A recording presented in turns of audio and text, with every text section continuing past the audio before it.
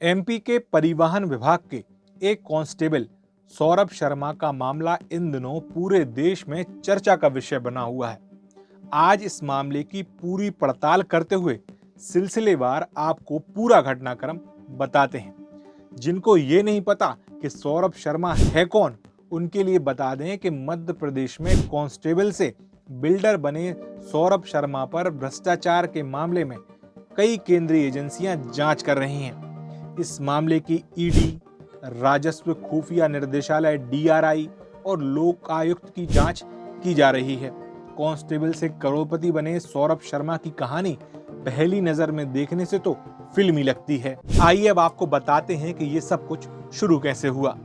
18 दिसंबर को सौरभ शर्मा के खिलाफ आय से अधिक संपत्ति का मामला दर्ज किया गया था। इसके बाद छापेमारी 19 दिसंबर को मध्य प्रदेश लोकायुक्त की स्पेशल पुलिस एसपीई ने भोपाल में सौरभ शर्मा के ठिकानों पर कार्रवाई की। इस छापेमारी में सौरभ शर्मा के घर और ऑफिस से उसकी करोड़ों रुपए की काली कमाई मिली, जहां ऑफिस में एक अंडरग्राउंड लॉकर मिला जिसे टाइल्स और कालीन के नीचे छिपाया गया था। जब इसे खोला गया तो अंदर से 234 किलो की चांदी की ईंटें मिली। इसके अलावा घर से 10 किलो चांदी के जेवर और 50 लाख रुपए का सोना भी बरामद हुआ। बात नकदी की जाए तो करीब 3 करोड़ रुपए की नकदी भी मिली, जबकि चांदी की ईंटों की कीमत 40 करोड़ रुपए से ज्यादा बताई जा रही है। उसके घर से कई लग्जरियां गाड़ी, महंगे इंटीरियर और जमीन के दस्तावेज भी बरामद हुए, जिसे देखकर अधिकारियों के पैर फूल गए कि एक कांस्टेबल के पास इतना धन कैसे आया। इतना ही नहीं, इस कार्रवाई के कुछ घंटों बाद ही यानी 19 और 20 दिसंबर की दरमियानी रात भोपाल पुलिस और इनकम टैक्स विभाग को एक साथ सूचना मिलती है कि भोपाल से सटे मैंडोरी के जंगल में एक संदिग्ध इनोवा क्लिस्टा खड़ी हुई है, जिसमें करोड़ों रुपए का सोना और नकदी है।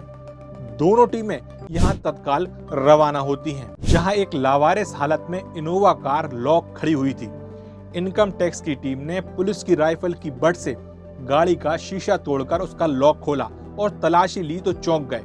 गाड़ी में करीब 10 करोड़ रुपए नगद और 52 किलो सोना बरामद होता है, जिसकी कीमत करीब 40 करोड़ रुपए आंकी गई।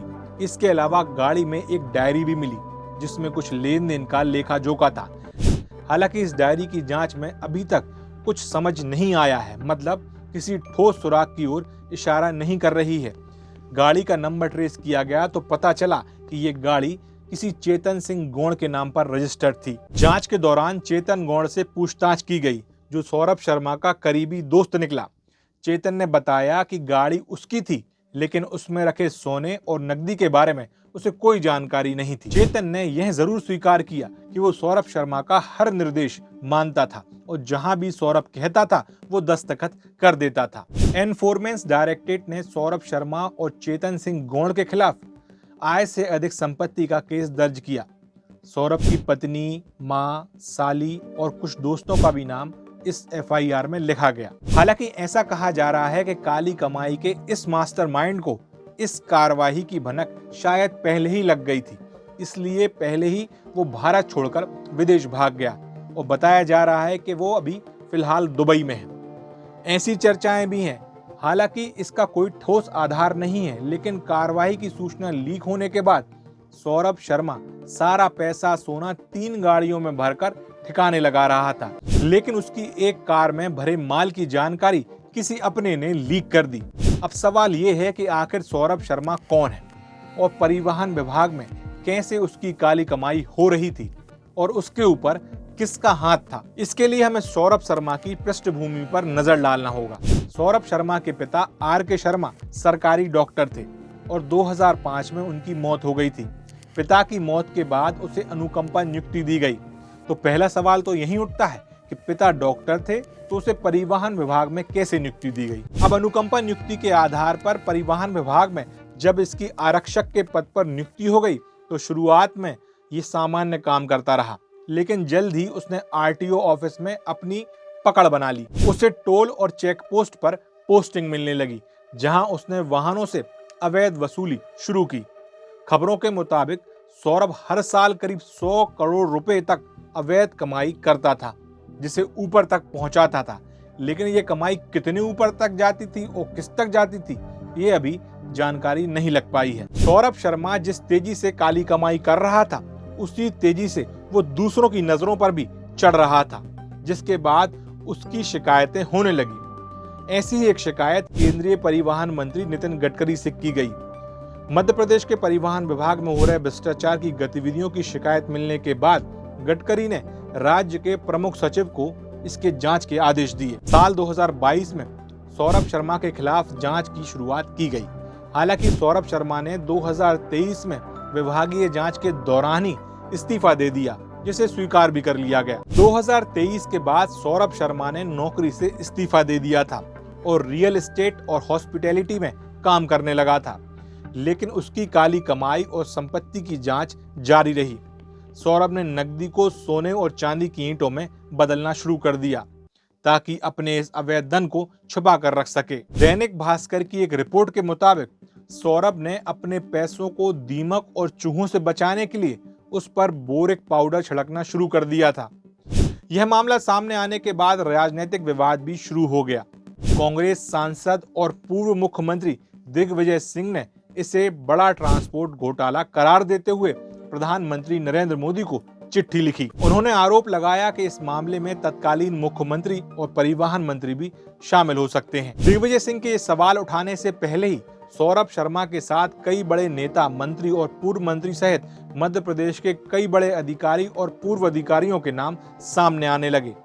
अब तक के वीडियो में जो भी सवाल निकलकर सामने आए हैं, अब हम उनका जवाब तलाशने की कोशिश करते हैं। सबसे पहला जो सवाल निकलकर सामने आया वो ये कि सौरभ शर्मा को आरटीओ में अनुकंपा नियुक्ति कैसे मिली। पिता डॉक्टर थे, मेडिकल डिपार्टमेंट में थे।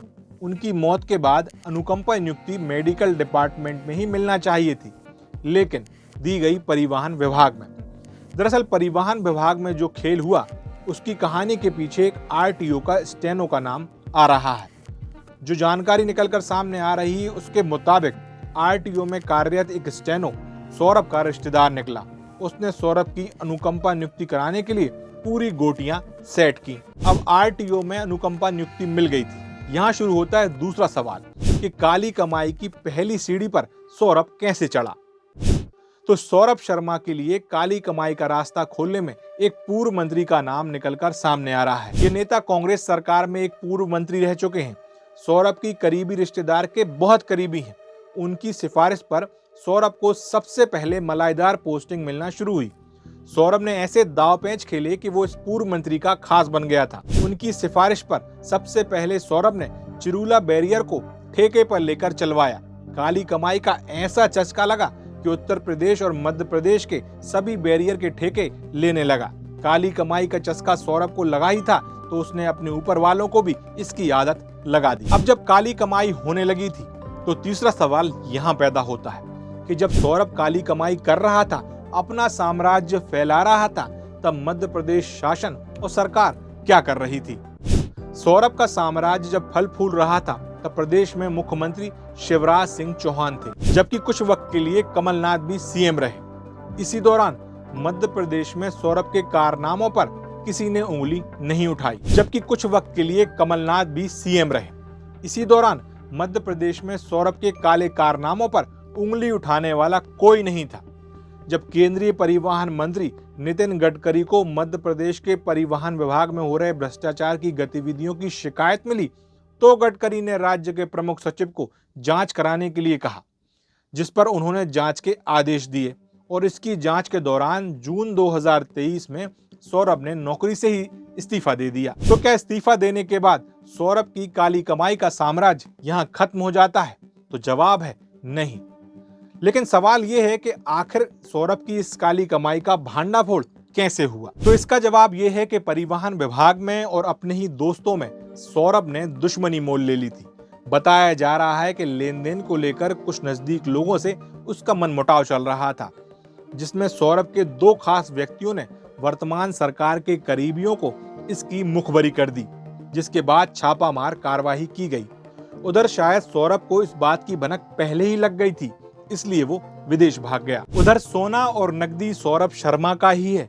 जब इस बात की पुष्टि हो गई तो आयकर विभाग ने लुकआउट सर्कुलर जारी करने का फैसला लिया।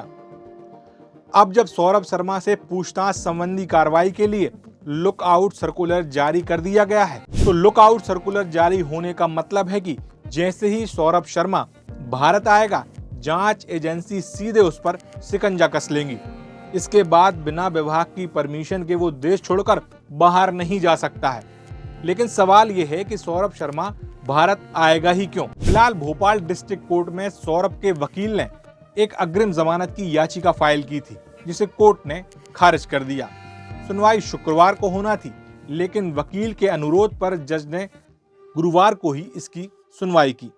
सौरभ शर्मा की याचिका को खारिज कर दिया गया। अब लोकायुक्त ने इस मामले की गहराई से जांच के लिए 3 टीमें बनाई हैं। ये तीनों टीमें सौरभ शर्मा की संपत्ति, लेन देन का पता लगाने में जुट गई हैं।